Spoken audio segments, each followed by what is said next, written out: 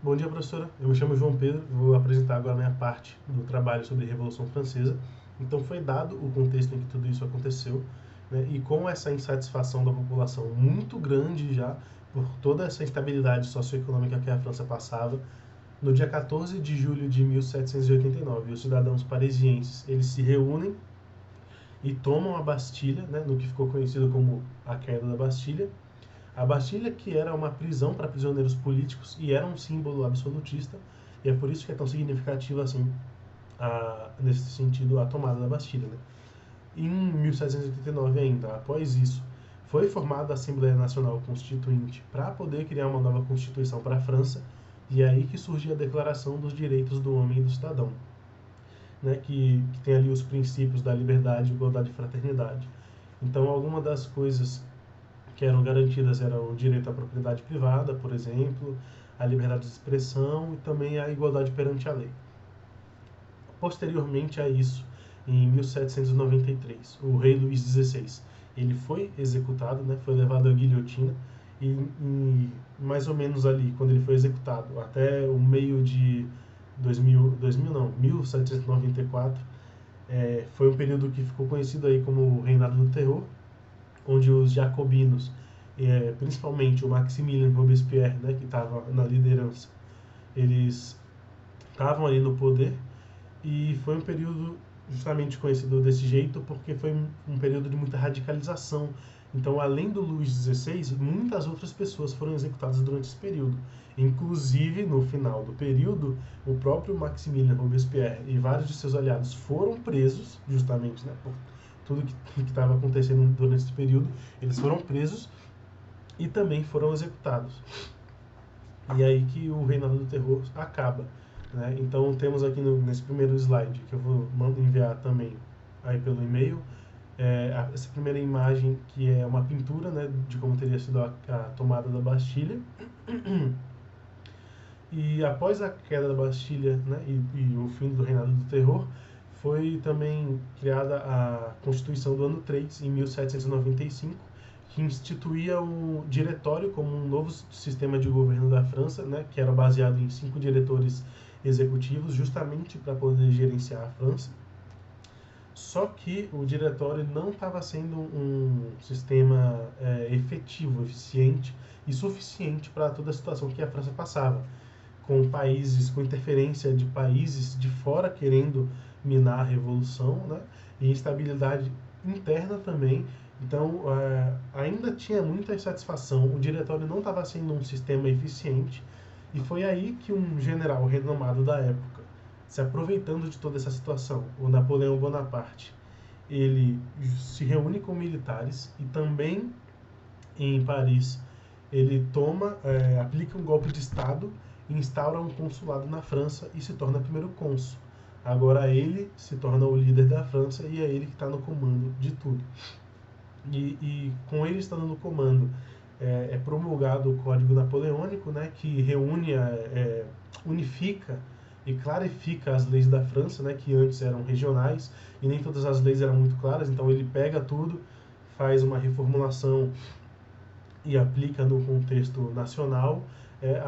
O Código Napoleônico ele não tem tanto assim essa questão que veio trazida com a Declaração dos Direitos dos Homens, do Homem e do Cidadão, mas ainda tinha assim, por exemplo, a questão da propriedade privada, era uma das coisas que ainda tinha em comum. A abolição dos direitos, dos privilégios de classe também era uma das coisas. Mas apesar desses ideais liberais, uma das coisas que o Napoleão fez durante o governo dele foi limitar a liberdade da imprensa, né, em nome da estabilidade e da ordem. E é justamente no dia 9 de novembro, né, que ele aplica, 9 de novembro de 1799, que ele aplica esse golpe, que fica conhecido também como 18, né, o golpe de 18 de Brumário. E é justamente esse golpe que marca o fim da Revolução Francesa. Após isso, o Napoleão ele se envolveu em conflitos com a Europa, né, nas guerras napoleônicas. Em 1814 ele foi derrotado e em 1815 ele é exilado na ilha de Santa Helena. E é basicamente isso que eu tenho para falar sobre a Revolução em si, mas tem também, né, as influências que isso causou no mundo e na própria França, né? Mesmo após o fim da Revolução, a, a, a influência disso perdura até hoje, né, em muitos aspectos, no mundo inteiro. Por exemplo, falando um pouco mais sobre a França, durante esse período acabou com o voto censitário, né, a limitação de quem podia votar com base na classe da pessoa. Então né, teve o sufrágio masculino. É importante uma coisa até de falar, né, que todos esses direitos que foram sendo conquistados pela população, tudo isso era aplicado só aos homens. As mulheres não eram entendidas nesse contexto, elas não estavam inclusas nisso. Tudo isso é voltado para o homem, né? A Declaração dos Direitos do Homem e do Cidadão. As mulheres sempre foram deixadas de lado nesse sentido. Mas, né, teve o fim do voto censitário e o sufrágio masculino, então todos os homens com mais de 18 anos podiam votar. Houve também a democratização da educação na França, então a construção de escolas públicas para ensino primário é uma coisa que foi acontecendo também nessa época. Foi se reduzindo o monopólio religioso na educação, então né, foram surgindo universidades laicas também, que era uma coisa que antes não tinha tanto. Na verdade, eu não sei nem se tinha, mas né, eu sei que era um monopólio muito um monopólio religioso voltado para a educação, e essa é uma das conquistas durante esse período. Além disso, não só na questão da educação, mas também teve uma ampliação do acesso à cultura. Então foram construídas bibliotecas públicas durante essa época, museus também. O Museu do Louvre, que é um dos museus mais famosos do mundo, foi criado em 1793 durante a Revolução Francesa. E saindo um pouco agora da França, né, nós tivemos influências nas Américas no geral. Então, por exemplo, o México teve bastante influência dos ideais da Revolução, teve bastante influência para o processo de independência do México. No Brasil também, né, o Dom João VI, ele veio em 1808 com vários, né, com toda essa influência francesa, ele trouxe para cá também, e isso certamente trouxe influências no jeito que a sociedade foi se estruturando aqui, até chegar no processo de independência do Brasil mesmo. E eu acho que principalmente o que eu posso falar é a revolução, né, o processo de independência do Haiti, que era uma colônia da França, e começou esse processo de independência justamente durante a Revolução Francesa, se não me engano, em 1791.